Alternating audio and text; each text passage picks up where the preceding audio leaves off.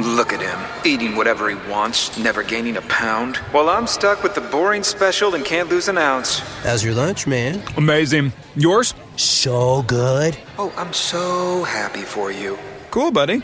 Weight loss isn't fair, but Mochi Health is. The affordable GLP-1 source that can fix your frustration with food. So, same time next week? No! Definitely. And your friends. Learn more at joinmochi.com. Mochi members have access to licensed physicians and nutritionists. Results may vary. Every team, every topic, everywhere. This is Believe.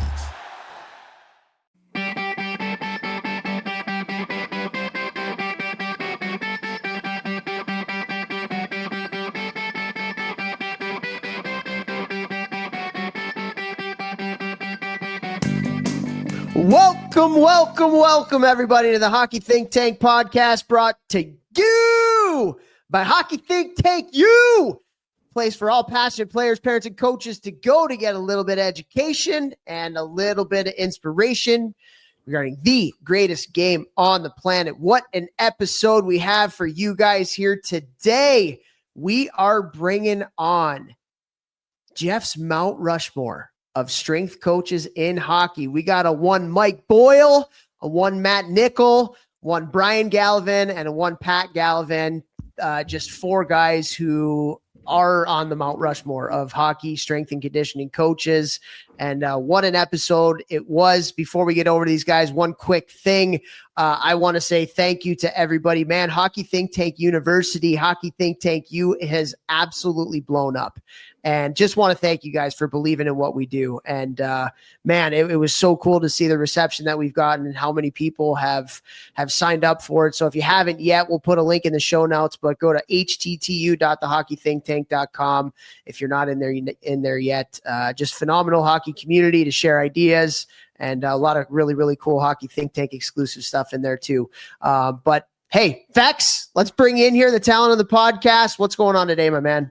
Oh, nothing, bro. I mean, surprise the ever-loving S out of me for this podcast is very, very cool. A little backstory. A few weeks ago, Toph asked me, hey, if you had a Mount Rushmore for hockey strength and conditioning coaches, who would it be?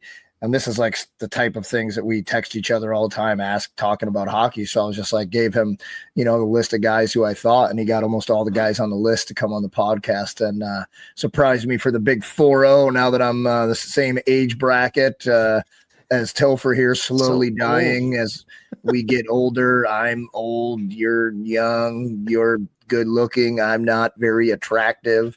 So it was pretty cool to get on the open up my computer and see Mike Boyle and Matt Nichol and the Galivan boys, and it was just a really cool conversation and super, super fun for me to connect with those guys and have them take time out of their day to get on this call, and Toph made that happen. So just a great human as usual, and it was a super fun conversation. And I took the opportunity to ask these guys the questions that I wanted to ask them for you guys, the listeners, the things that I knew would help you, our listeners, the most, having, these unbelievable minds that have had so much success for decades in the training game. So I hope you guys all absolutely love it. And a big thank you to Toph for putting it together.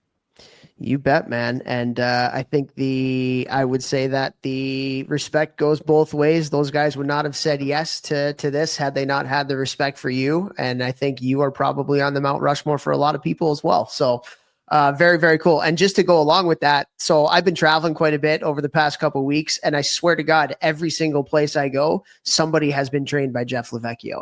I was at UNLV working with their college program. Somebody was there. I was at Fair State doing some team building with that college program, and there was somebody there. I was at Wichenden, which is a prep school out in Boston. There was somebody there. They're like, oh, you got to say hi to Vechs for me. And I'm like, oh my God, like, gee. And whether it's, doing your online stuff, or whether it's, somebody from St. Louis, the Lavecchio aura is large. It's looming large around the country. So very, very cool stuff. But yeah, this was a cool episode, man. Like these guys, for those of you that don't know, like, first of all, Mike Boyle is the godfather, I would say, of probably hockey strength and conditioning. Would that be inaccurate?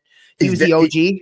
He's definitely up there, probably top 3. And he changed the game from like a lot of old school football type of bodybuilding, powerlifting, mixture lifting into more of what you're seeing way more today in pro, college, junior, and below strength training. Him and like Jack Blatherwick, who we talked about on a podcast a long time ago with somebody who had been in the NHL that worked with them. I mean, those two guys have done so much for the sport. So, I'm always trying to give you guys all the info that I have. And I've been training at hockey players for 18 years. Mike Boyle's been doing it for probably like 40. I don't know. I don't want to age him here, but he's definitely been doing it probably double the amount of time I have. So if you don't want to listen to me, listen to guys like him and Matt Nichol and Brian Galivan, who over such a short period of time, 10 plus years, has worked with, the best players in the country as well as the world. So I really hope that you guys take these guys' words to heart and hear what they're having to say and start to implement them with your own team, your own organizations, or your own kids. Yeah, just an all-star lineup, guys. Really, really cool. Like you said, Mike out in the Boston area and doing his thing. Matt Nichol trains players of like all ages, but he's got so many pro guys up in Ontario, is in the Toronto area. Very, very highly regarded strength and conditioning coach. Does a great job on social media too. And then, like you said, Gally, strength coach for the NTDP national program. Now moving on to work in the sports science department, strength coach for the Buffalo Sabres. And Pat, his brother, no slouch himself, has ran that GVN company and also gave Vechs a lot of tap-ins as a college teammate, line mate at Western Michigan. So and the other thing too that I think is really cool is all three of these guys are very invested into making the game of hockey better, like as a whole. Like they very much believe in so many things that we believe in to make the youth hockey world better, and all the way up, right? Because they're working with players of all ages and abilities, and so, man, just like I'm trying very hard to like not prove the point, but just like explain how big of a deal these three guys are. Like guys, this is I almost pooped my pants when I opened my computer. These guys are massive, and their time, it's not about money, but their time is worth a lot of money. So for them to take an hour and a half out of their day to do this show for us, and our listeners, I really, really hope you guys listen to this and take some notes, because this is a really big deal. I was really cool. I was floating the whole week after Toph did this for me. Yeah. Cause we recorded it on a Monday, and it just very, very cool. So, take what they say to heart, check them out, look at what they do. And let's have a great episode here. Yeah, for sure. So before we do get over to these guys, we have some people to thank. First, want to thank Ice Hockey Systems, our title sponsor. And they just came out with this past week the kind of secret that we've been sitting on a little bit, but they're coming up with family accounts. And so they obviously, Ice Hockey Systems, the greatest website out there for all your coaching education needs. But now they have a ton of content on their site for parents and for players too. And, myself, Dwayne Blaze, who's the head of skill development for the Detroit Red Wings, Daryl Belfry, who's one of the top skill coaches in the game, Meg Popovic, who is an unbelievable sports psychologist. They've brought us in to create a lot of different content and things that's it's again, not just for coaches now, it's for families, it's for parents, it's for players. And God, is it I love these guys so much, Vechs, man, our mission is to make this hockey world a better place, and they are doing that absolutely in spades. Just great people. And so go to icehockeysystems.com, guys. The family accounts are not out yet. They will be in a couple weeks, so be on the lookout on social media for when that's going to be. We're certainly going to blast that out when it happens. But congrats to them. Scotty and Chris and Nils and everybody that's on their team. They put in so much work to try to make this game better, and just so happy for them and so happy to be a little bit of a part of it. So go to icehockeysystems.com today, guys, and check that out. Vechs? I want to say a massive thank you to Train Heroic. I've had so many teams reach out over the last 10 days with seasons starting up of wanting me to work with their program, from 14-year-old teams to 12-year-old teams who want at-home workouts to junior teams across multiple levels and college teams. I do Zoom calls every single month with every team that I work with online, going over all the different things that are going to help enhance performance and mindset, as well as the online workouts for the team and the organization. And guys, my whole whole goal with this is extremely affordable. It cost per player per month to train with me online as a team in season is the cost of like 2 Starbucks large drinks. Okay. Like this arm of my business is to help as many players train in what I believe is the best way to train to help them in season out there at an extremely affordable price. And Train Heroic allows me to do that. So I just want to give a massive thank you to Train Heroic and say to anybody out there, please reach out to me. Even if you don't know if it's right for you, you want to hear what the offer is and what I do for these teams, please reach out. Thank you, Train Heroic. Boom. Also want to thank Helios Hockey. One of the best products out there on the hockey market is a sensor that you put into your shoulder pads that gives you real-time data and real-time feedback on your play, particularly your stride and your stride mechanics. And they have some great development videos on there for that, but also they have what's called a hustle score, which is something that the kids absolutely love. When you go, that thing goes, and it's a pretty cool thing. But the game changer for it is it actually pairs up with your video, whatever video that you're using, and could be Live Barn, it could be an iPhone, could be an iPad, whatever it may be. It pairs up so you can get your shifts or your reps from practice cut up for you right after your skating session. So go to helioshockey.com and use the coupon code ThinkTank, one word, and you will get 20% off your pro annual or 24-month subscription. Or go to helioshockey.com/teams. You can get a discount for your entire team. Also want to thank Crossbar, the best software solution out there to help you run your youth hockey organization. Guys, we work with a lot of youth organization, and being able to streamline your operations is such a value add. You know, we've got a lot of volunteers that are in there that have other jobs and families and responsibilities and everything. And Crossbar is one of those services that really helps you to make things easier. It is a lifesaver, I think, for a lot of organizations, particularly ones that we have spoken to. They are so happy that they've made the change over to Crossbar. So what is it that they have? They have just a really sleek and easy to use website design for all of your parents and players to use and coaches.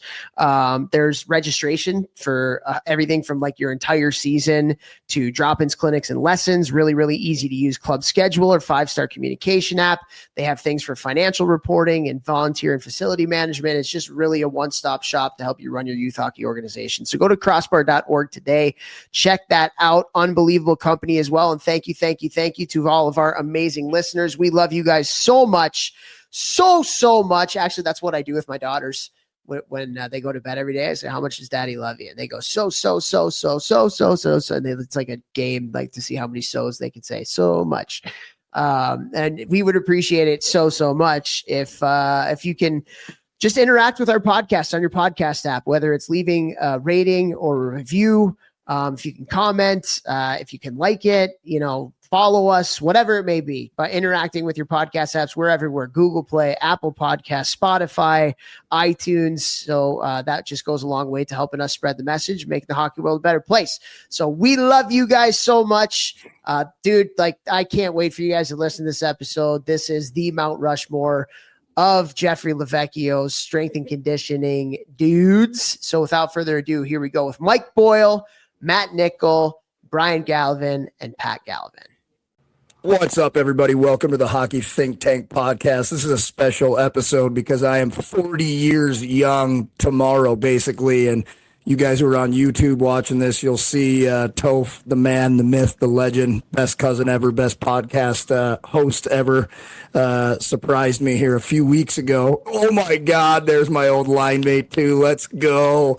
The reason I signed an NHL deal, all those tap-ins. Anyways, Toph a few weeks ago, for the listeners here, asked me, he said, if you had to choose a Mount Rushmore of strength and conditioning for hockey, who would be on it? And I said, Mike Boyle, Matt Nichol, Brian Galivan. And so today he surprised me. I had no idea what was happening. Our podcast guests are those guys, plus Patrick Galivan, also part of GVN, who was also my line mate in college. And the reason that I scored so many goals is because he was nasty and I would just go back door and he'd give me tap-ins. So Toph surprised me here with, absolute monsters in the game of strength and conditioning in hockey. Each one of these guys on this call have had a profound impact on my strength and conditioning career, on my life, whether they know it or not. I mean, I feel bad about once a year I spam some Mike Boyle post, whether it's on Twitter or Instagram. I've never even met him in person, and I'm like, dude, this guy changed my life. Listen to this guy. Completely changed my career from training like a donkey into being, more functional, whatever that means. We all know it's just a stupid buzzword. We had Matt on during COVID. I think it was during COVID or right after COVID. We had Matt on, and it's one of my favorite episodes we ever have. Obviously, he's worked with the best of the best in hockey for multiple decades and done so many cool things. And just following him and listening to him and talking to him through Instagram since he was on the podcast, watching how he does things, how he runs his business really changed my mind on where I wanted to take things with my own training company. And then we got Brian Galivan, who, USA Hockey, NTDP strength coach. Now he's with the Buffalo Sabres. He's grown multiple locations. When I met him, I believe he was a construction worker. And to see a guy who didn't play high level hockey, and when I knew him in college was running construction, to now have one of the biggest, most expansive off ice training companies in the U.S. and the people he's worked with and the person he is. I know Brian and Pat the most on the call here, and they do things the right way from obviously a strength and conditioning standpoint, but I believe even more important, the person standpoint and the people, and they care about their athletes. And they are two guys who would literally take their shirt off and give it to every single guy in the room. Maybe Pat should keep his on. I don't know. But Brian, always jacked. No, I'm just kidding. Pat's way more jacked now than when he played. But I would have given Pat my shirt because I do take any chance I can to pop that tarp. But I don't even know what to say here. It's just a really cool 40th birthday present for me. 40 still hot male model. Toph, I love you. Thank you for putting this together. And you guys, thank you for the time today. I know you are all very busy and your time is extremely valuable. You bet. Thanks for having us. All right. Awkwardness over. Vechs, get into it, man. You got your Mount Rushmore here. Let's talk some shop. Let's talk some hockey. Let's talk some strength and conditioning. Where you want to go with it, brother? Well, guys, I mean, I'd say that the people who listen to our show are it's people of all levels. We've got, college coaches and college players, but I think, pros obviously, but I think mainly it's more in the youth game, that listen to the show. And, working in so many different states with so many different organizations, it seems like one of the biggest things that youth hockey organizations don't have a ton of are resources. Not every rink is lucky enough to have a gym in it like GVN has a lot of, like I have here in St. Louis, like Mike has in Boston.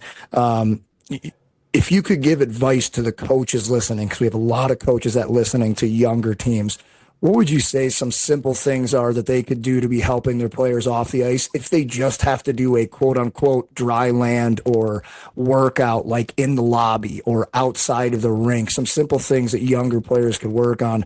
And I guess I think Mike is the oldest on here. So Mike, I guess we'll just start with you. You think I'm the oldest? I am definitely the oldest. I'm the only one with a Medicare card, so. But I love the quote: "Do the best you can with what you have, where you are." It's actually my Angela quote, but it's great. I think if you're going to get your kids, I think if you've got anybody under Pee-wees, under 11, 12, one thing you do to get them is literally get them off the ice, get them the hell out of the rink, and get them playing another sport. These people that have the hockey specialists at whatever U8, U10, the super elite teams and all that bullshit. I mean, the best thing you can do is make that kid into a better athlete.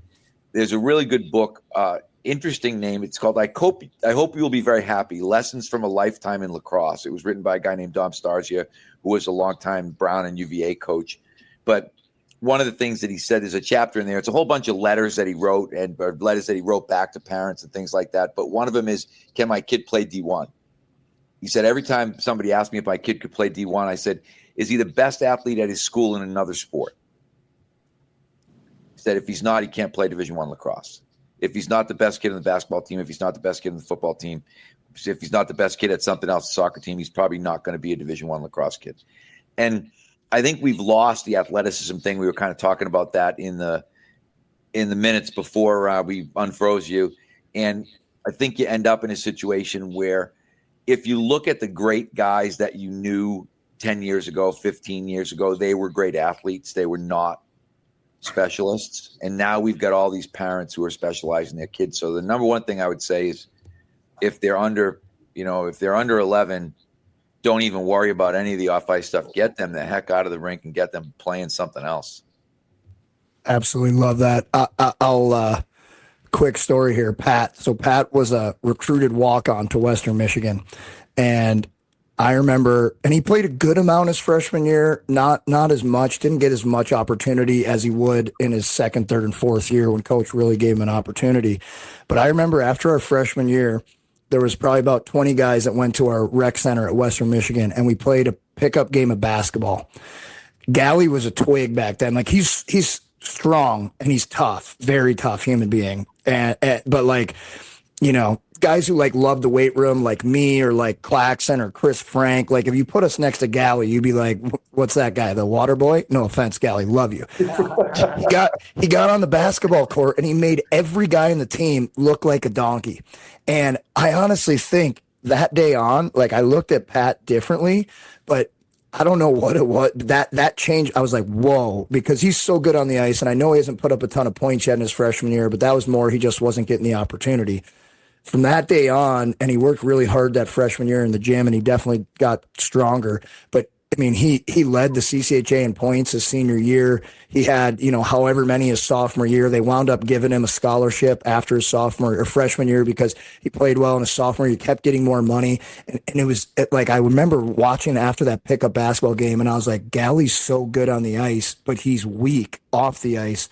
But he's playing college hockey, and back then college hockey was football on skates. Like everyone was a monster, not the best movers.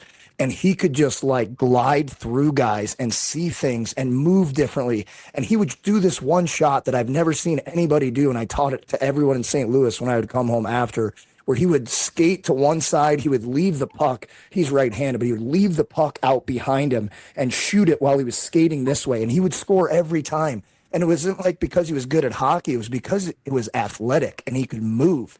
And that completely changed the way that I looked at, okay, like he's that good at hockey and he can't bench press my warm-up weight. And like I need to be training some different things here because I keep focusing only on strength.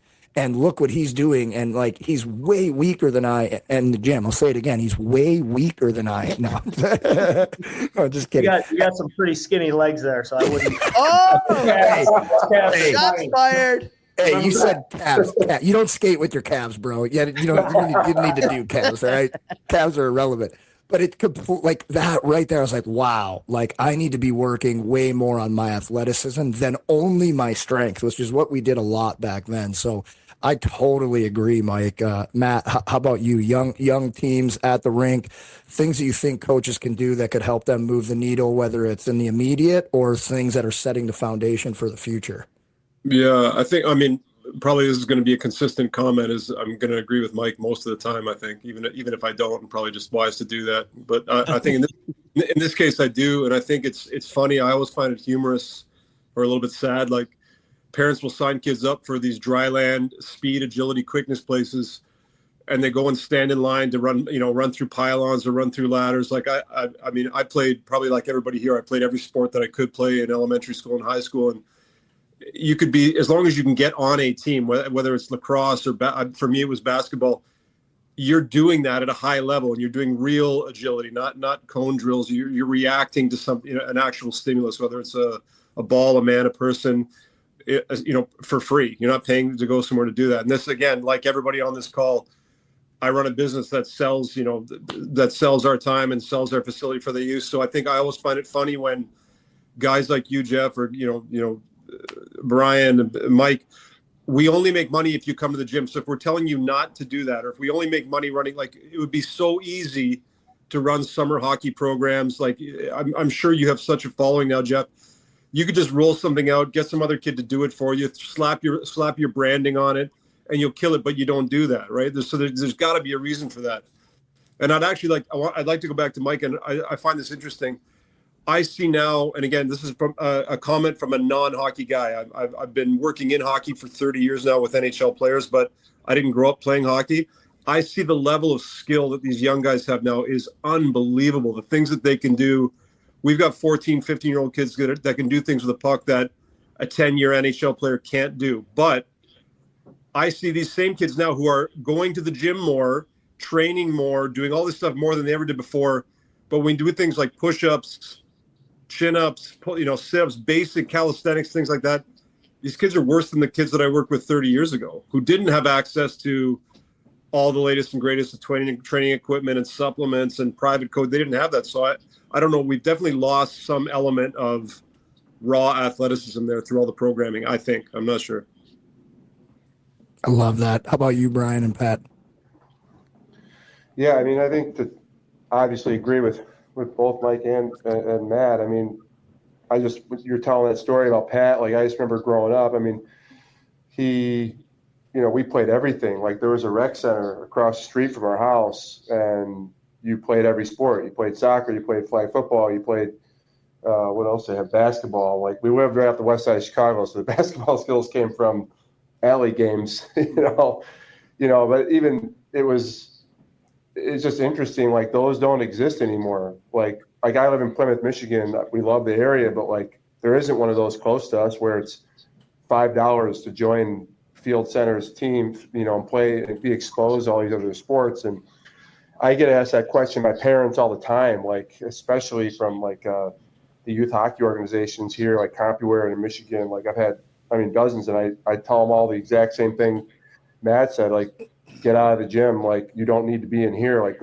I think wrestling, if they're not, because right away I go, well, does your kid play other sports? And they're always like, well, no, we just do hockey all year round because we don't have time. And that's been a pretty common. Before, I thought it was kind of an excuse, but now I have my own kids. Like, it is hard, and if we're just busy and getting the, and hockey goes all year round now. And if you don't go to these tryouts, you don't go to these camps or this and that, like, you don't make teams, especially here in Michigan, where the youth hockey is just pathetic. So I think from a development standpoint and building athletes, like the parents ask, I say they should wrestle if they don't play other sports, or any kind of like martial art, karate, kickboxing, boxing, like anything where they're rolling around, tumbling. Because like I'll take the national team 17s. I do. Well, this is my first year not doing it, but I'll try to have them all do a somersault, and I see multiple kids just fall flat on their forehead. Like, we've had some kids get hurt. It's like embarrassing. And I think there's something, like to Matt's point, like, we've lost athleticism, and I hate to, be like the phone guy, but like, I think this is an epidemic. Like, they're spending all their time on this, and I think the times have just changed. It's not to be like the doom and gloom, like, but go like my one son is like primarily plays hockey, but I got him doing wrestling, and he does hockey and golf, which are almost the same, right? So minus the skating, and the other one plays football, he plays basketball, he plays everything, and he's not an elite athlete by any means, but I try to expose him as much as possible. But I kind of make the other one do wrestling. He doesn't have to be on a team, but he goes practice once a week when he can, and he's just exposed to that tumbling and kind of ground game and building that core that I don't think you really get anymore. Would you? Yeah, no, I don't think I have too much to add with those 3 points. I mean, I agree with all of them. We were from the crack of dawn till sun went down. We were out on the playground playing different sports, in the summer. And, as far as like when they are ready to start getting into the gym, it's just kind of mastering, the foundational movement patterns and keeping it really simple and, making sure everything from a foundation standpoint is set before you start, loading them up too much, just for their overall health and, ability to peak them later on.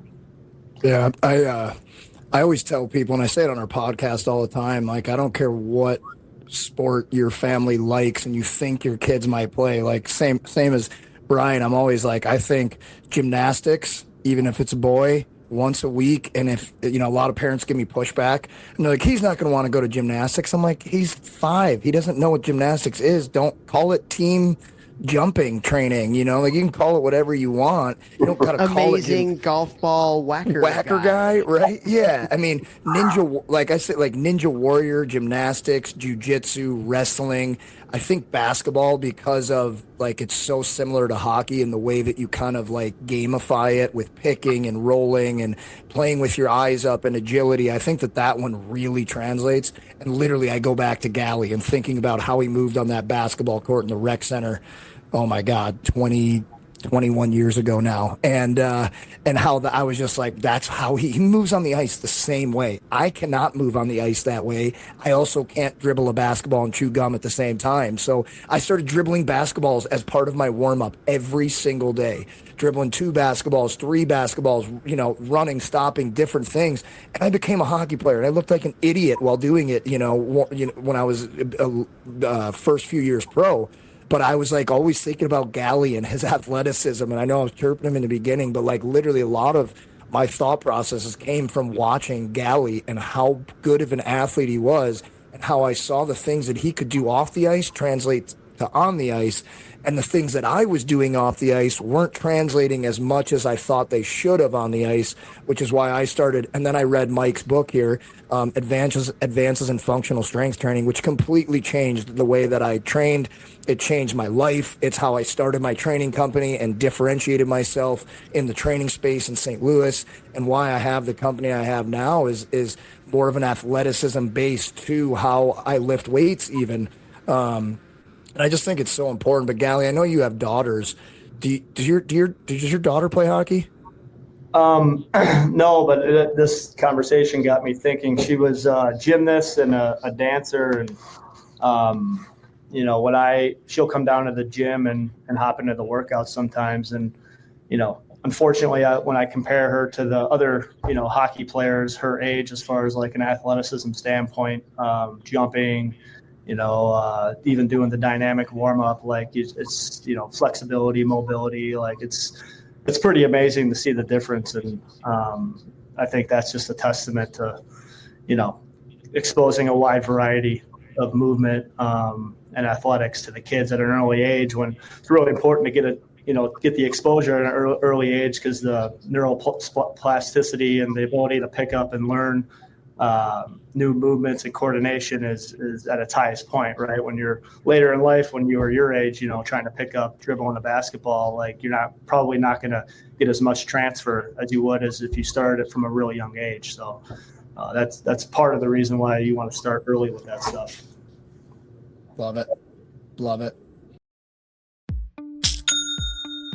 Nobody does selling better than Shopify. Shopify is the home of the #1 checkout on the planet. And the not-so-secret secret, with Shop Pay that boosts conversions up to 50%, meaning way less carts go abandoned and way more sales going through. So if you're into growing your business, your commerce platform better be ready to sell wherever your customers are scrolling or strolling. On the web, in your store, in their feed, and everywhere in between. Businesses that sell more, sell on Shopify. Upgrade your business and get the same checkout that Skims uses. Sign up for your $1 per month trial period for 3 months at shopify.com/Westwood1, all lowercase. Go to shopify.com/Westwood1 to upgrade your selling today. Shopify.com/Westwood1. The secret is out. With millions of younger-looking customers across the country, Plexiderm is one of the most highly sought-after products on the market. It visibly shrinks under-eye bags and smooths out crow's feet in minutes, and the effects last up to 10 hours. Influencers love it, magazines feature it, and people just can't get enough of it. As a matter of fact, Elle Magazine gave it an Editor's Choice Award as Best Instant Wrinkle Filler for 2025. In as little as 10 minutes, Plexiderm reduces the appearance of fine lines, wrinkles, and those dreaded under-eye bags. So yes, you can look years younger in minutes, and the effects last for hours. No surgery, no gimmicks, just results. The best news, you can try Plexiderm for only $14.95. Plus, get free shipping. Don't wait. Order Plexiderm today. Visit Plexiderm.com/special. That's Plexiderm.com/special. Paid for by Sheer Science. Most people don't realize how much of their personal information is being bought and sold every day. Data brokers are making billions pulling details about you from public records and the internet, then packaging and selling it, usually without your consent. That's how your information lands in the hands of scammers, spammers, even stalkers. It's why you get endless robocalls and why ads seem to follow you everywhere. That's where Aura comes in. Aura actively removes your data from broker sites and keeps it off. They also instantly alert you if your information shows up in a breach or on the dark web. But Aura goes beyond data protection. With one app, you get a VPN, antivirus, password manager, spam call protection, dark web monitoring, and even up to $5 million in identity theft insurance, all backed by 24/7 US-based fraud support. Other companies might just sell credit monitoring or just a VPN. Aura gives you all of it together at the same price competitors charge for just one service. Start your free trial today at aura.com/secure. Protect yourself now at aura.com/secure. Is there you want to sample across a broad range because you don't know necessarily. Like my son, he played 3 sports right to senior year of high school, but he ended up being a better lacrosse player. He's playing college lacrosse, and that was what he kind of gravitated towards. And even for him, if he had had his choice, he would have played college hockey. But he was better. He was a college lacrosse player. He probably, he wouldn't have been might have been a maybe Division III. Maybe hockey player, but the kids don't really know what they're going to be good at if they don't sample. And a lot of times we as parents select something for the kid based on our interest, and the kid gravitates towards it because they want to make their parents happy, right? So by getting that kid into a broad range of things, you can maybe see, hey, here's some aptitude here that I didn't see someplace else. Let me ask you guys about this. I'll start with you here, Matt. Like, does your company work with younger players? I know you work with so many pros, but do you work with younger athletes? We do now, actually. Just in the last 3 years, we moved to a new facility, and before we never did. Not because I didn't want to, but we physically didn't have the capacity to do it. But now we do. But even then, it's hard. Like we got parents of kids 7, 8 years old want the kid in the gym. And not doing something structured like you're talking about. Where I think you could create a program and to Brian and Patrick's point, I grew up the same way. I was out of the house, every day in the summer, breakfast and gone, climbing trees, British Bulldog, Red Rover, tackle football, everything all day long. And I've spoken before, and I've had parents come up to me after and say, that's a really nice story, but I live in downtown Toronto. My kid's not climbing. What tree is my kid climbing? There's no trees, right? So it's a nice story, from 40 years ago, 50 years ago, but that's not happening now. So I think you could do it, but we really weren't set up to do that sort of thing. But I'm saying parents, even if I were to offer something like that, where you were artificially creating tumbling and rolling and climbing and athleticism, parents don't want that. They want their kid training like, 25, 30-year-old NHL player, because that they can't be wasting time with all that nonsense. Like the wrestling and the gymnastics, that sounds nice, but my kids going, like every kid that age, is going to the NHL. They're all going to the NHL, and they can't waste time doing that stuff. So to your point, yeah, we do have kids. I'd say the youngest we typically would start in a structured program would maybe be, like 12 years old, something like that. And even that, to me personally, I got to be a little bit selective. It's pushing it a bit. So my question off that would be then, because I get this pushback all the time. We at the TPH Academy, where this is my 3rd year running their off-ice training program. We have 2 older groups, and they lift weights, and it's more foundational, and it's in season, so it's different than off season, right? But because they're skating so much, and so we take in like load management metrics and stuff like that. But with the youngest group, like we're doing tons of gymnastics, rolling. I had 3 kids today who were new, who couldn't do a somersault, and they're 13 years old. And we do lots, skipping, just basic athletic foundational stuff.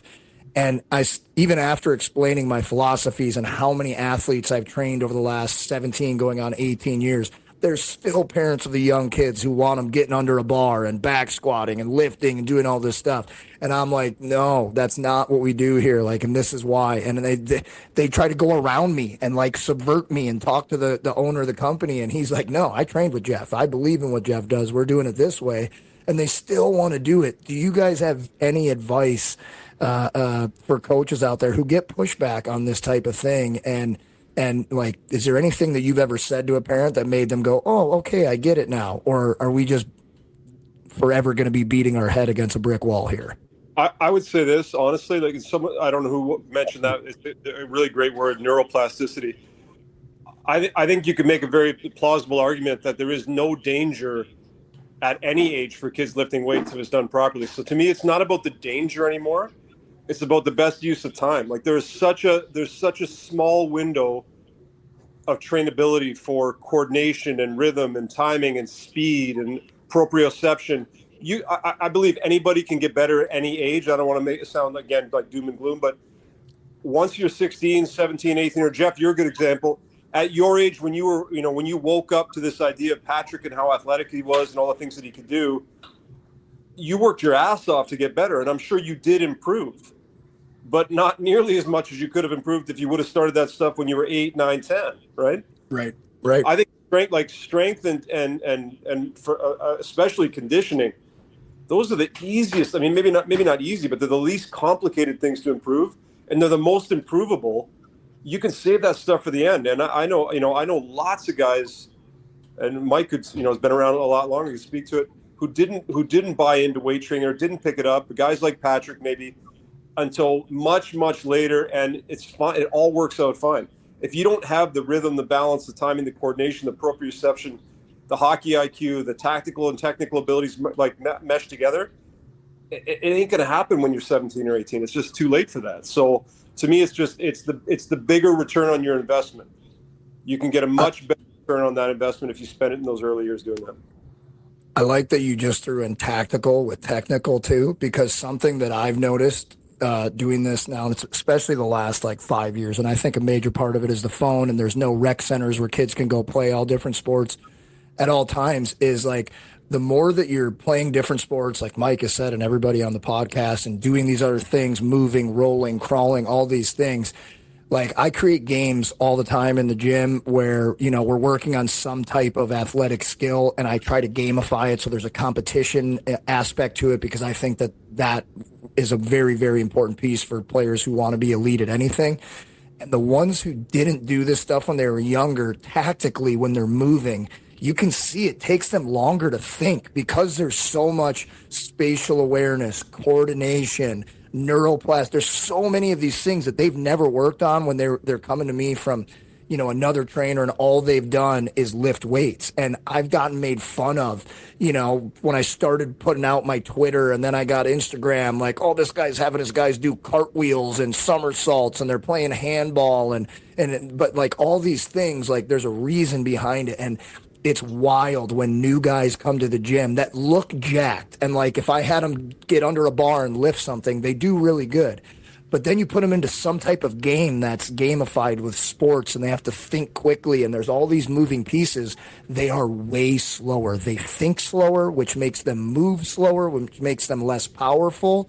And I think it's because of everything we're talking about here. Their base of their pyramid, athletic, strength, power, all that stuff, is way smaller that they have to grab from when they're up higher and they're older and they're gaining strength and stuff. And it's just so obvious. And I feel like, parents, coaches listening, literally this is my Mount Rushmore on this call right now of off-ice training. These guys have worked with the best of the best. They work with kids and help them turn into the best. They've been doing it for years and years and years. Some guys like Mike, decades, centuries,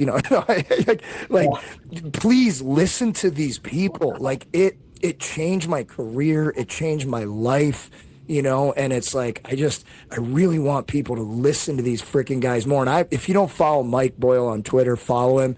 I mean, I don't know how you deal with all these idiots that come back at you all the time when you say the simplest, you don't even need to be in this field to be well, that just makes sense. I feel like Mike Boyle is a guy who just makes sense, whether you know about this industry or not. And you still got these people coming at you who are no, you only need to lift. And it's yeah, I freaking love lifting. You ask Gally, you won't find anyone. Ask Brian. First time he met me, before we're going out to the bar in college, I'm in the room doing bent over rows and getting some workout into dumbbell plank rows. because I was like, I got to hit another workout before I go out because I just feel like I need to. I love lifting more than anyone, but I love performance even more than lifting, and it's just a piece of the puzzle. So I'm just always trying to get people, especially through this podcast, to like do these things, and I just want more help, with you guys beating it into our listeners' heads, please. Can I add one thing? I mean, the opinions of the people in this podcast should be enough, but if they're not, two really great books if you really want to dive deep into the weeds and this stuff. There's one called Why Michael Couldn't Hit, Neuroplasticity in Sports. And there's another one, Youth and Sports Training by Joseph, Joseph, Joseph Drabik, Drabik. And that the first book I mentioned, there's a detailed case study. They go into that, why is it that Michael Jordan, who had a background in baseball, it wasn't like he decided to try baseball, right? This guy was arguably, if not one of the greatest athletes of all time. He's got private coaching. He's got everything he needs. Why couldn't this guy play baseball? He took 2 years to do it. Why couldn't he do it? And the point being, there's that window of opportunity that maybe doesn't permanently close, but it sure shuts pretty close to close. And in that Joseph Drabik book, they go through some science about what ages, like learning how to kick a moving object is different than learning how to kick a stationary object, learning to catch a moving object, hit a moving object. There's different ages of trainability for all those different skills. And it just gives you a bit of an argument as to why you should invest more time in those early years, not in the gym. Awesome. Yeah, if you've ever seen, Greg Rose has something he calls the cyclone circuit that he uses with his junior golfers. And it's like Matt was talking about. It's literally hitting something with a bat, kicking something that's moving. And it's kind of like back to the President's Council on Physical Fitness, run, jump, pull up, sit up, throw a softball kind of thing. But you got to be able to do all that stuff. And that's the stuff that you should be doing with kids. It's really interesting. One of our, Johnny McCarthy, who's now coaching San Jose minor league team, when he was getting recruited to BU, he wasn't getting recruited to BU. He was going to go to Holy Cross. And I went to Mike Davis, our assistant coach, and I'm like, why are we not recruiting Johnny McCarthy? And he was like, he's not really that great a hockey player. And I was like, Mike, he's the starting quarterback on the best football team in the state. He's quarterbacking. He's the quarterback in the Super Bowl this weekend. I said, if you want to go watch an athlete, go watch Johnny McCarthy.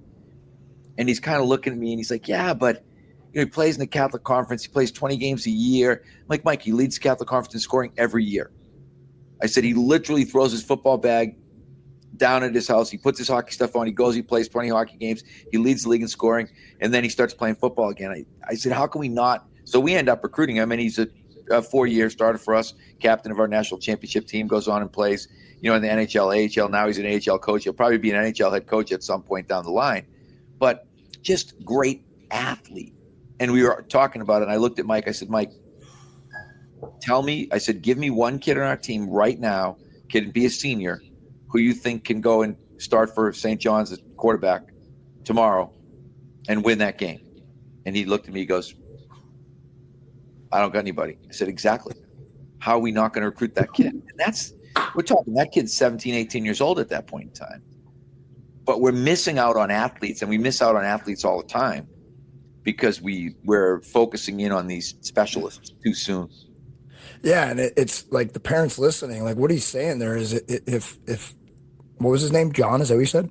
Yeah, John McCarthy. He's Barracuda's head coach.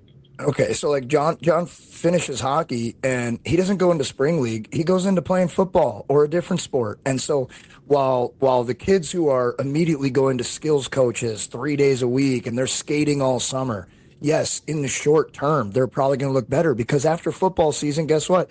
John didn't practice. He didn't do skill work, most likely nonstop. So he's got to knock a little bit of the rust off, but he was still increasing that base of athleticism and all these things that come time where he picks his sport, which is college hockey, and now he's all in on college hockey. He winds up playing in the NHL, and I guarantee you a major part of that is because he was just so athletic. And now when it's time, when it actually matters, because, if you're trying to help your kid get a scholarship, we don't care how good they are at 12. We care how good they are at 18, 19, 20 when they're about to get offered that scholarship. Now he's focusing only on hockey and all of the things that he's done to increase his athleticism and his proprioception and his balance and his coordination and his, tactics and gamifying situations. And, he can pull more movements out of his bag of tricks to solve problems quickly on the ice. Now he's all in on hockey, and because he has that wide base, his pyramid just shoots up even taller. Like, this is how it happens. But no, yes, your kid isn't going to be the best at 12, but that's not what matters. That's why this stuff is important and why it's so, like, obvious to us as we see it. This kind of leads me into, I guess, my next question. I'll start with you, Galivan boys, because, you've been in strength and conditioning now for, I don't know, 15, 20 years. Have you guys all noticed differences in the guys who were maybe the best players, 10, 15, 20 years ago at the highest levels to the guys who are the best players now? Like, do you notice different qualities or traits? Like, I feel like maybe mid 2000s, like when Pat and I were in pro, it was like all about straight line speed.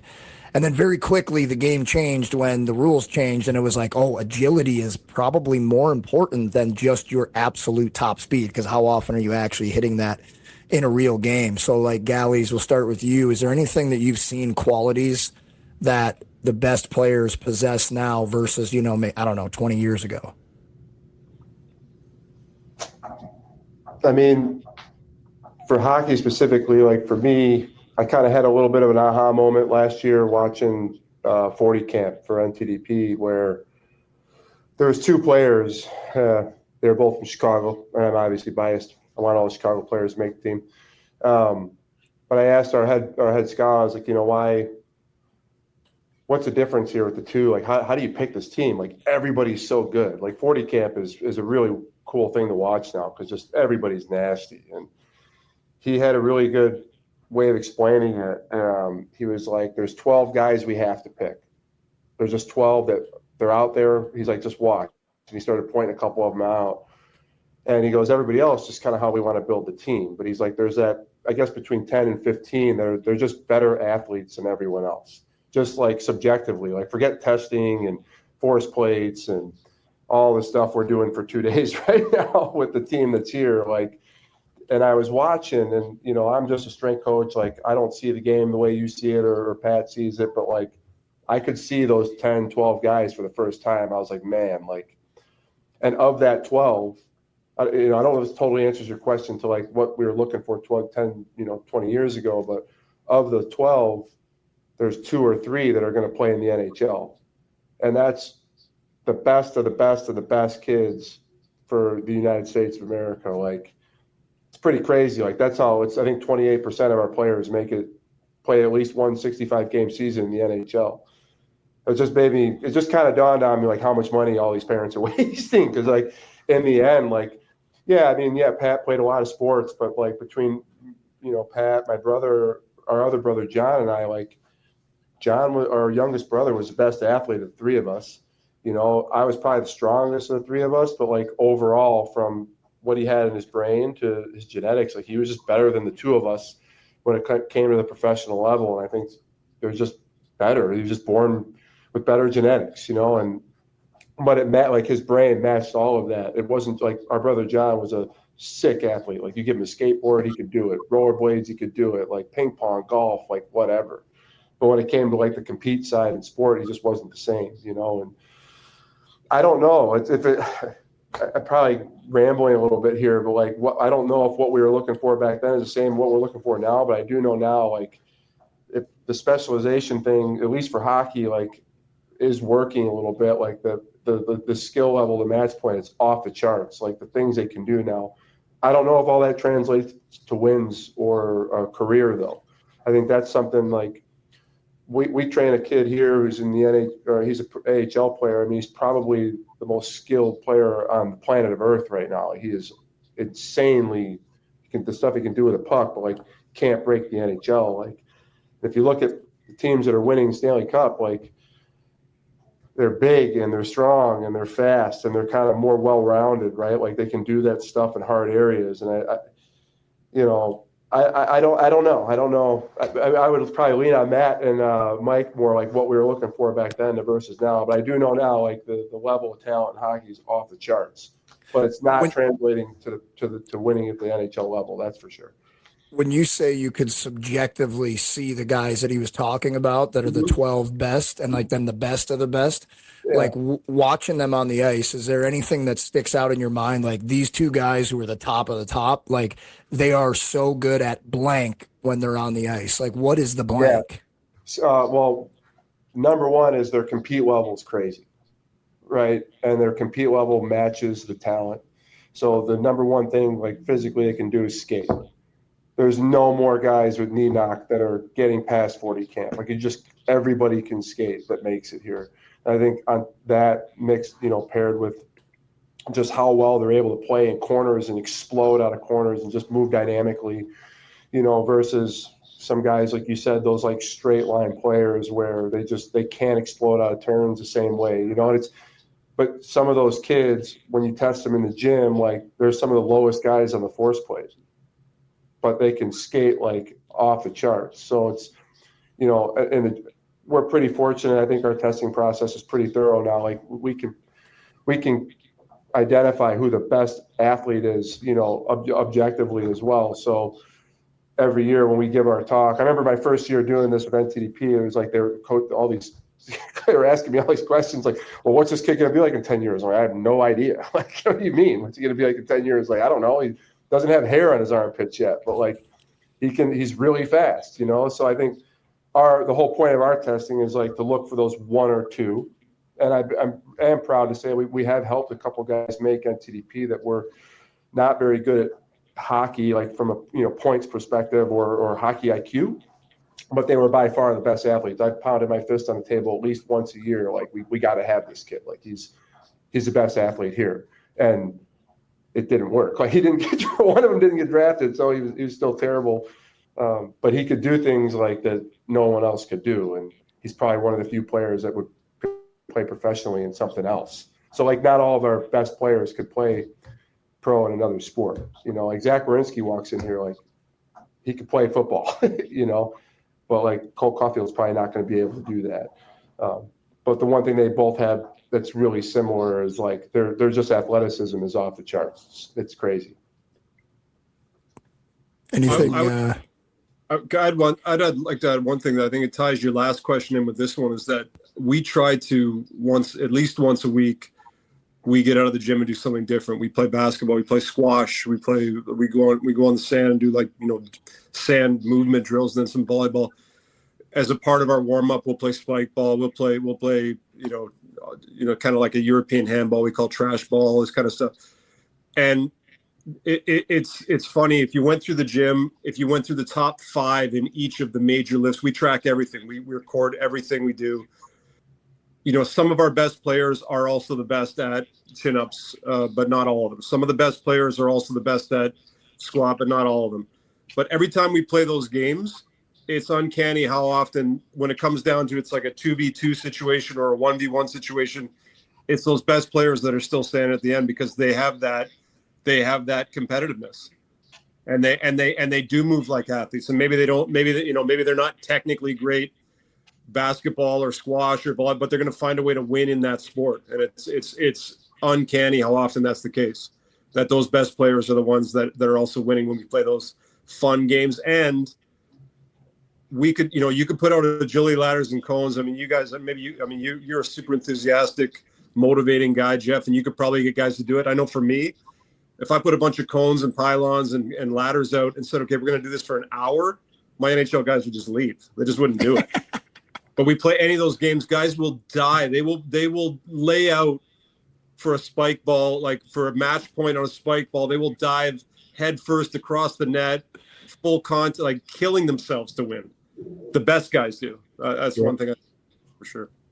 100%. Definitely had a few broken toes and fingers playing spike ball and handball in my gym. That's the only thing I have to worry about with the ultra competitors is like, okay, like I want everyone to want to win, and if you win, you're chirping the shit out of the guys who lose because I want them to hate losing so bad that they come back next Friday for this game and they've been thinking about it all week. But I also don't want any of you breaking your nose or something while we're playing here. I absolutely love that. I find the same thing in my gym too. Nobody does selling better than Shopify. Shopify is the home of the #1 checkout on the planet. and the not-so-secret with Shop Pay that boosts conversions up to 50%, meaning way less carts go abandoned and way more sales going through. So if you're into growing your business, your commerce platform better be ready to sell wherever your customers are scrolling or strolling. On the web, in your store, in their feed, and everywhere in between. Businesses that sell more sell on Shopify. Upgrade your business and get the same checkout that Skims uses. Sign up for your $1 per month trial period for 3 months at shopify.com/Westwood1, all lowercase. Go to shopify.com/Westwood1 to upgrade your selling today. Shopify.com/Westwood1.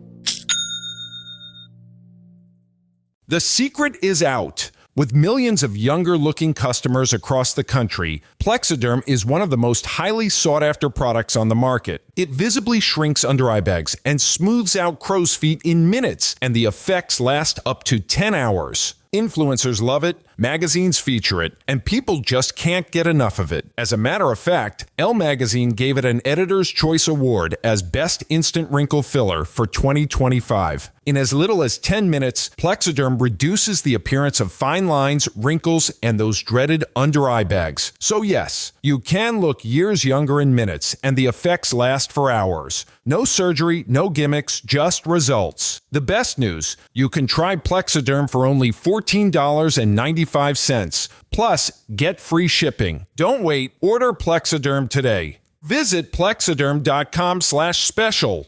That's plexiderm.com/special. Paid for by Sheer Science. Most people don't realize how much of their personal information is being bought and sold every day. Data brokers are making billions pulling details about you from public records and the internet, then packaging and selling it, usually without your consent. That's how your information lands in the hands of scammers, spammers, even stalkers. It's why you get endless robocalls and why ads seem to follow you everywhere. That's where Aura comes in. Aura actively removes your data from broker sites and keeps it off. They also instantly alert you if your information shows up in a breach or on the dark web. But Aura goes beyond data protection. With one app, you get a VPN, antivirus, password manager, spam call protection, dark web monitoring, and even up to $5 million in identity theft insurance, all backed by 24/7 US-based fraud support. Other companies might sell just credit monitoring or just a VPN. Aura gives you all of it together at the same price competitors charge for just one service. Start your free trial today at aura.com/secure. Protect yourself now at aura.com/secure. Hey, Gally, I think just from looking at the social media posts, you got Fantilli in your gym right now? Yeah. All right. Yeah. Talk about competitor. I would imagine he's one of those guys that would chew your arm off to make sure he won at a specific rep in games, eh? It's funny, like our summer group, our NHL group, there's 2 teams, there's a blue and a red. And red's been dominating the last couple of years, and blue's been giving it to them. And it's, you know, we were just Rob Dombrowski's up here right now, Jeff, actually, and we were talking. Right guy. Yeah, we were just talking about this last night, like the compete, like, you know, when I first started, when Pat and I both first started doing this, our first summer program, guys didn't skate in the summer at all. Like I'd be like, I remember telling Rennie Bork, like, bro, it's August, you're up 20 pounds, like you should probably see what the skates feel like, you know, like I know if you're gonna fire me or not, and he. But now, like our group here, their competitiveness on the ice is insane, and they skate hard every day. Like it's Game 7 on Tuesday in the middle of July, and I can't get them to stop doing it. Like it's been 6 years of this, and it's a really special thing to watch. And Adam's part of that, and till today, like we're putting money on it now and stuff. Like I won $100 today because Blue. I had a ringer though. Jake Sanderson showed up today at 6 a.m, and I was like, "What team's he on?" He goes 6. I go, "I got 100 on Blue," and sure enough, they won. So I won 100 off Cole today. But to match, like we almost have to be careful with that compete stuff in the gym with that specific group because they'll go too hard, like especially with like 10-meter sprints and having the 1080 now where like they're seeing their speeds and it's like. We're getting really close to camp, but they're just compete levels. It's insane to the point where like we have to back off in the gym. We just train less. Like I can't. I lost the argument. You know, it is what I it is. started to dial a lot of that stuff back for that reason because it was just dangerous. Yeah. Started seeing guys and you look and think, oh, this, I don't really want to pit these guys against each other because the competitiveness gets the better of them. And it's like facts are saying, you know, broken fingers and, you know, black eyes. And we used to do stick wrestling with our football guys. And I had two really good offensive linemen going at it one day. And I realized, I said, one of them is going to break this stick and stab the other guy in the throat by mistake. Like someone's going to die. And after that, I said, okay, we're never doing that again. And I thought it was, you know, greatest idea, you know, because everybody's talking about now like human force and combat hand to hand. When I watched these two guys go at it, I thought, I'm never doing that in my gym ever again because we could legitimately have an actual death. And that is bad for business. I was doing something similar 5 years ago. I had my pro group in, and I was like, yeah, very similar. I was like, okay, Monday morning, everyone has to bring a hoodie into the gym. And they're like, what are we doing? And I was having them do like hand fighting for just like grip position and like where to grab. And you could only grab the hoodie. And it turned into one of the guys judo throwing the other guy. And I was like, oh God, no, that's not what I was looking for out of this drill. So I switched it to now they have to be on their knees. So safer, but I did have a broken finger from that one a few years later. But same idea. And I know that, Mike, you're a massive proponent of like, if you get injured in the gym, you're an idiot. I mean, things are going to happen every now and then, but obviously control the chaos to the point where you're mitigating the chances of injury. And I obviously really believe in that. But anything that you've seen, Mike, in the last 20 years where you were like, my best guys, you know, these qualities were what were just shining through in the NHL or the college or the junior level, and now it's actually maybe more of this, or is it still the same? I think it's still the same, but Brian had a really good point. I think the difference is I always talk about the basketball analogy. There's Michael Jordan athletes and there's Larry Bird athletes. And you could argue maybe Bird was a better player. Again, I'm a Boston guy, right? So Bird was a better player than Jordan.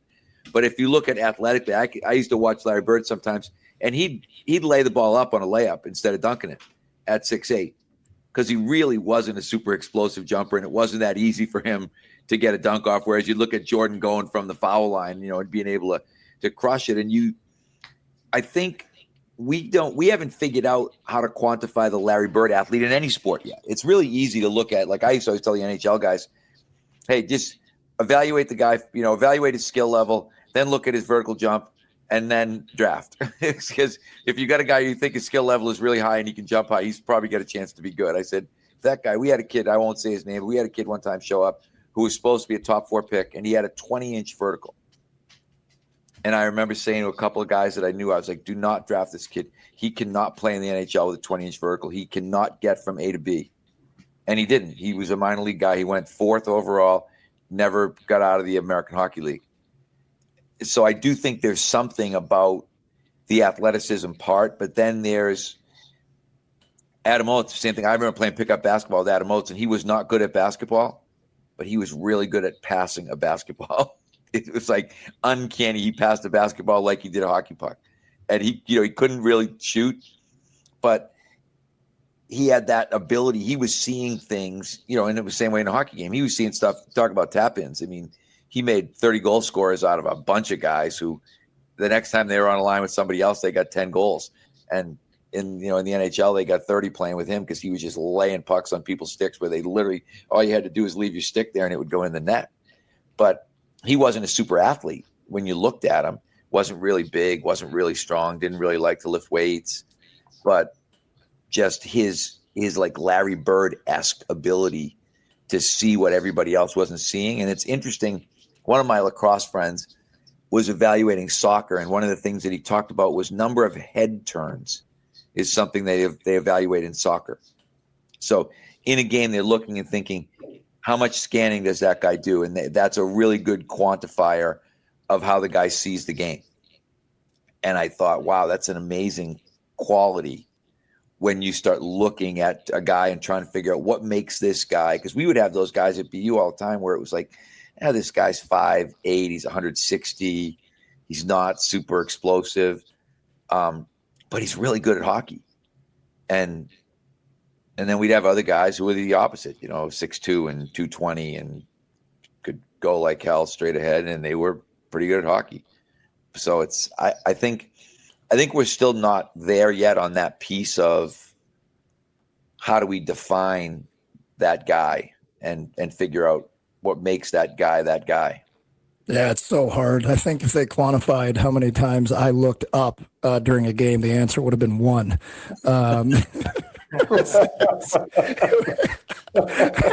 I used to tell my line mates like Gally here, hey, bro, I'm not going to see you, but if you yell, I'll put the puck wherever I hear you. So you got to talk to me because my head's going to be down or I'm going to be in front of the net and just shoot it at me, please, for the love of God.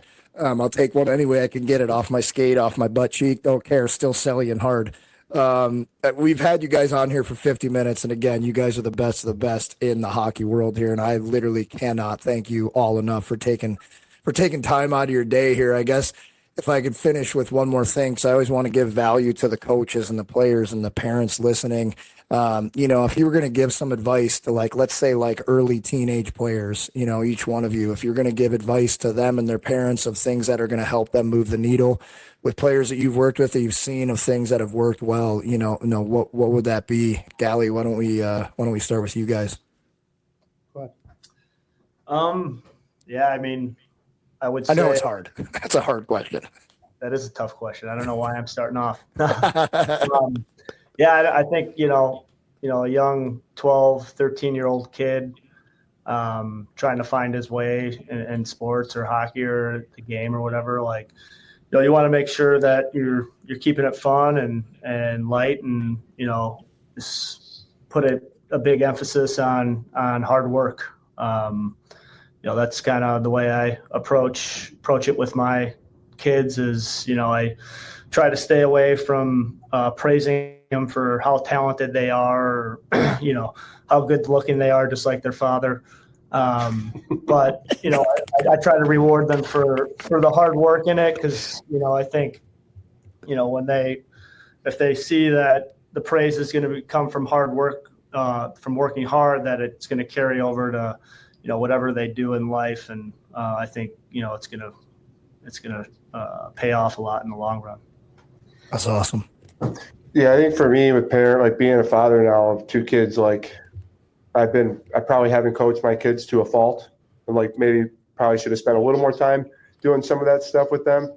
But just the environment I work in and live in, especially with the national team, being for the last several years, like I don't want them thinking that this place is the bar, because it's not. I mean, this is a harder team to make than probably an NHL team. There's only one of them, and I think I would say to parents, don't get too wrapped up in wins and losses. And I think, like why you're doing this. And I think because I do that, and I'm really competitive, and I want to see my kids win, and I want to win. And I have to sometimes remember in the car afterwards, the first thing I ask is, did you have fun? And sometimes they say yes, sometimes they say no. And if there's something I want to tell them, like, hey, you want some advice? I saw something today. Sometimes they say yes, sometimes they say no. And I think when they say no, I let them be. I try to do my best to not – the car ride home doesn't have to be a life lesson. And I think for me with my kids, like, and I tell parents this, like, we play sports for life lessons. It's not to make it a career. If you're lucky enough to have that opportunity – and Jeff, I've heard you say this, like, and I've learned this from you, like, if you're lucky enough to have that opportunity, great. But we play sports for life lessons. We play to learn how to win, how to lose, how to work hard. And I tell my kids that repeatedly. Would I love to see them play Division I and go play at Western Michigan or Notre Dame or something? Yeah, be sick, but like it might not be their path, and that's okay. And I think sometimes I just see the parents like that's all it's about, and it's hard. It's hard to do that. It's hard to let your kids fail too. Like it's another thing for parents. Like at the program, these kids come here and all they do is lose for a whole year, and like watching your kids fail, that's the hardest thing I've ever had to do, and I know you've seen it with your daughter, like it's hard to let them do that, but I would invite parents, you have to let them do that and just be there to help them, give them a hand up, Awesome. Matt, you want to go? I'll jump in then. I'd say just, especially for coaches, maybe you think about playing the long game. I've got, and I'm sure Mike could say the same, but I've got NHL guys in my gym. I've got one guy who's coming up on 1,000 games that I've had since he was 16 years old. We've had these guys for a really long time, and I think that there's so much pressure, and it's I don't know if it's the same in Boston or Chicago or St. Louis, but I live and work in Toronto. Every year is the most important year. Every the 12-year-old team, it's the most important thing, and they're peaking. They got to peak in time to make this tryout in May, for the team in June, for the thing in August. And if the kids are really exceptional, if they're national level team, you're like you guys have, Brian, or our Team Canada kids, every month there's another thing. It's the most important tournament. It's the most important showcase. I think if they could take a long-term view and say, okay, I don't really care where this guy's at, when he's 12 or 13 years old in June of that year, it doesn't really matter. Where are we going to be next year? And for those guys who are truly elite, like the guy I just mentioned in my gym, that's the best course of action if they really have the potential to have a long career. And if they're on the other end of the spectrum, it's the same answer. Because at the end of the day, what's the point then? If they're not going to be a lifelong NHL player, why are you maxing this kid out at 11 or 12 or 13 years old? It's just not the right approach. And I think it's not. And I hope that parents can listen to, minus the broken fingers, listen to Jeff and myself and Brian talk about how we've got, I've got some of the best players in the world playing tag and playing basketball and having fun. So if it's okay for some of the best players in the world to be doing that, it sure as hell is okay for your 10, 11, or 12-year-old kid to be doing that. I wrote a bunch of notes while you guys were talking. I was just scribbling over here on the side. But one of my favorite quotes is, prepare the child for the path, not the path for the child. And I think that's one of the things you should realize is that, and Brian said it, you're trying to teach your kid how to be a better person through sports. And we've completely lost track of that idea. And we talk about the idea that sports are supposed to build characters, but I think instead it's building characters. You're building clowns, to use my language, by letting your kid act up. Like, you need to get your kid to learn how to like practice. One of the things I wanted my kids to be able to do was, you got to go to practice. If practice isn't fun, then this isn't working for you. We never allowed, my kids could never skip practice. It was like, hey, it's only practice. No. You gotta go to practice. No Allen Iversons in my house in terms of, and then Brian said the same thing, car rides. I'm guilty. I was probably a bad car ride dad. The bad thing was my daughter was really good at a really young age. So I had to hammer her sometimes in the car to let her know that it wasn't acceptable to just go through the motions. And she'd be the first one to tell you now. She's coaching. She's 25, 26, and she's coaching, and she loves it. But it's saying, I love watching you play. I'm going to love watching you do whatever you do. Letting your kid know that makes a really, really big difference. And I think takes a lot of the heat off them in terms of they're trying to please us, whether we believe it or not. They are most of the time. And sometimes they're doing things that they don't even want to do because it's important. They think it's important to us, and just letting them know that, hey, I don't care. We could, whatever. I go watch my daughter coach now. I watch her games, live streams of her games from Minnesota, of her team, just watching her on the bench. And we'll sit down and talk about the game afterwards and decisions and who was on the ice and what were you thinking about at this particular time. So I guess that most important thing is like Brian said, making sure that there's a ton of life lessons in there for this kid, and that they end up, that they're good. I used to tell my kids all the time, be a good teammate. That's what I want to be. Like, I want to see a good teammate. If you're not being a good teammate, we're going to have a problem. If you're not behaving, if you're not teaching kids who are, or treating kids who aren't as good as you, as well as you should, we're going to have a problem. We're never going to have problems based on how many goals you score or what the wins and loss records were. And like Brian said too, losing is great. Be on a team. Everybody wants to be on the super team that never loses. But that's not real life. That's not preparing your kid. That's preparing the path for the child, right? That's, you want to prepare the child for the path, and that kid should lose some games, and that kid should have some adversity, because without that, it's coming, right? We all know it's coming. Everybody, if you've gotten to a higher level in sports, you get to that adversity point, and if you get some kids who've had none, and that's why Brian alluded to, a kid who can't make an NHL team, a kid who can't make an NHL team who's always been the best guy may not just be mentally prepared for what it takes. I look at guys like, Jay Pandolfo and Joe Sacco, who, been NHL head or assistant coaches, head coaches, who had fourth line careers after being like stars in Hockey East, guys that were scoring 5 goals in a game.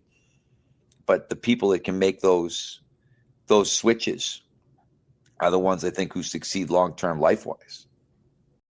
Yeah, and guys, I have to give a massive thank you to all 4 of you guys for taking time out of your day. I know how extremely, extremely valuable and tight your time is every day. And like always, trying to give as much value to everyone who listens to this podcast, every single episode, and to have you guys be on here was just magical. Made a great birthday present. My wife's going to have to do a whole lot to top this. I'm not going to lie. I'm going to go upstairs and tell her that as soon as we hang up the call here. But please, can you give all of our listeners where they can find you, how they can learn from you, whether it's your social media, your website, if you've written a book, just let the listeners know where they can get better from everything you put out, because all of you have made me better. Yeah. Mike, why don't we start with you? Where can people find you? And Jeff already alluded to Twitter. I am mboyle1959 on Twitter. I am Michael_Boyle1959 on Instagram. And strengthcoach.com is kind of the website, the advice website, if you want to go on and you want to learn and you want to talk to other people who like strength and conditioning. We're out there. The truth is out there, right? The X-Files. Matt, how about you? Just my name. I've got a website, just mattnichol.com, and I'm on Instagram. I actually don't even know I don't know if it's M_Nichol or Matt_Nichol. I'm not even sure, but yeah, I'm on there somewhere. You can find me. Nice. Gallies?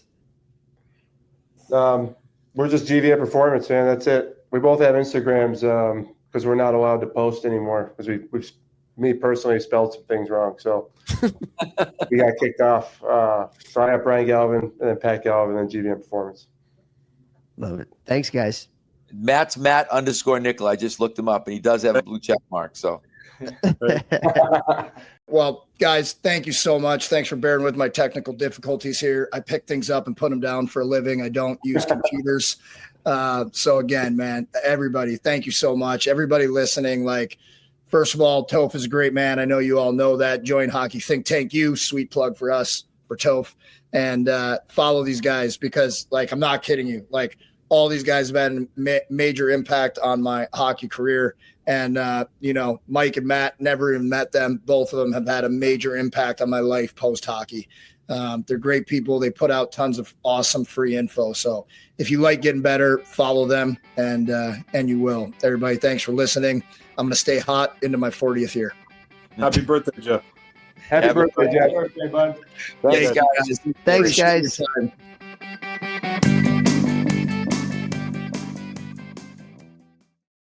Your season, your shot. The NFL season is rolling, and every touchdown can bring you closer to a payout with DraftKings Sportsbook, an official sports betting partner of the NFL. From first touchdown scorer to anytime TD props or the thrill of live in-game betting, every snap is loaded with opportunity. New customers, this one is for you. Bet just $5 and get $200 in bonus bets instantly. Plus, score over $200 off NFL Sunday Ticket from your YouTube and YouTube TV. Download the DraftKings Sportsbook app and use code THPN. That's code THPN to get $200 in bonus bets instantly when you place your first $5 bet. Plus, over $200 off NFL Sunday Ticket from YouTube and YouTube TV. In partnership with DraftKings, this crown is yours. Gambling problem? Call 1-800-GAMBLER. In New York, call 877-8-HOPE-NY or text HOPE-NY 467-369. In Connecticut, help is available for problem gambling. Call 888-789-7777 or visit ccpg.org. Please play responsibly. On behalf of Boot Hill Casino and Resort in Kansas. 21 plus age and eligibility varies by jurisdiction. Fees may apply in Illinois. Void in Ontario. Bonus bets expire 7 days after issuance. See sportsbook.draftkings.com/promos. NFL Sunday ticket offer for new subscribers only and auto-renews until canceled. Digital games and commercial use excluded. Restrictions apply. Additional NFL Sunday ticket terms at youtube.com/go/NFL Sunday ticket/terms. Limited time offer. If you like the show, please take a moment to rate, review, and subscribe. It really does help the show to grow. Thank you for listening.